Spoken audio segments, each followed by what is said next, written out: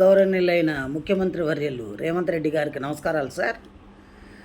నిన్న అసెంబ్లీలో బాగా చెప్పారు సార్. మీరు ఏమనంటే జీతాలు కూడా నేను అడుక్కొని చేబోదులు తీసుకొని ఇస్తున్నానని. అంత దుస్థితి ఎందుకు పట్టింది?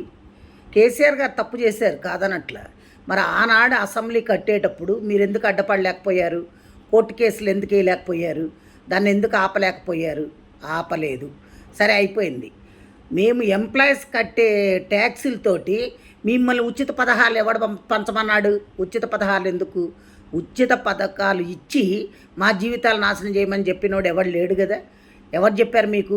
ఉద్యోగస్తులకు బడ్జెట్ ఉంటుంది కదా. మా జీతాలు మాకున్నప్పుడు మాది మీరు ఇంకా అడుక్కునేది ఎందుకు?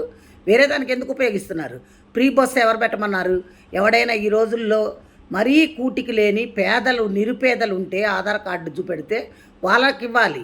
అంతేగాని ఒక కూలోడు బయటకు వస్తే 800 రూపాయలు, 1000 రూపాయలు మగవాళ్ళకి, ఆడవాళ్ళకి 800.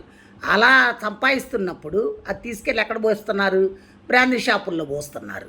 అదే నువ్వు ఈ ఉచితాలు పెట్టకుండా ఉద్యోగాలు వచ్చే పొజిషన్లో చేసుండి ఇండస్ట్రీస్ తీసుకొచ్చుంటే కంపెనీల్లో ఉద్యోగాలు వచ్చాయి చేసేవాళ్ళు. అసలు ఇవన్నీ ఎందుకండి? 150 మంది మీరు ఎమ్మెల్యేలు ఎమ్మెల్సీలు అందరూ ఉన్నారు కదా, మీ జీతాలు బంద్ చేసేయండి. మీకు జీతాలు ఎందుకు? 10 కార్లు ఎందుకు? మీ సొంత పైసలు పెట్టుకొని వాడుకోండి. కోట్లు పెట్టందే మీరు ఎమ్మెల్యేలు కావట్లా. అలాంటప్పుడు మీకు అన్ని వసతులు కావాలి, 1వ తారీఖు జీతాలు కావాలి, మీరు ఫండ్స్ కావాలి, మెడికల్ బిల్స్ కావాలి, అన్నీ కావాలి.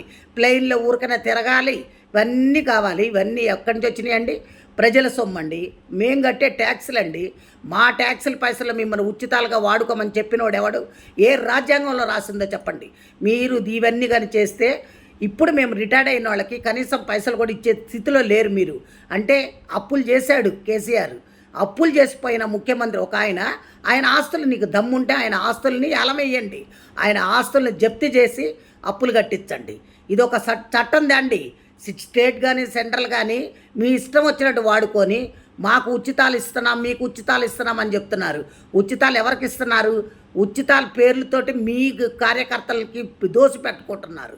అంతేగాని మీరు ఎవరికి ఏం చెయ్యట్లే, న్యాయం జరగట్లే అక్కడ. కాబట్టి దయచేసి మీరు ఇంకోసారి ఈ పిచ్చి సలహాలు ఇవ్వకుండా ఇప్పుడు ఎవరికైతే క్లాస్ 4th ఎంప్లాయీస్ కూడా జీపీఎఫ్ఐ పెట్టుకుంటే బిల్లులు ఇచ్చే స్థితిలో లేకుండా అయిపోయారంటే ఏమనుకుంటున్నారు? ముందు అర్జెంటుగా మా బిల్లులు మాకు పాస్ చేయండి. రిటైర్డ్ అయిన వాళ్ళకి మర్యాదపూర్వకంగా డబ్బులు ఇచ్చి పంపించండి. అది పద్ధతి. అందరు తిరగబడితే మటుకు ఊరుకునేది లేదు సార్.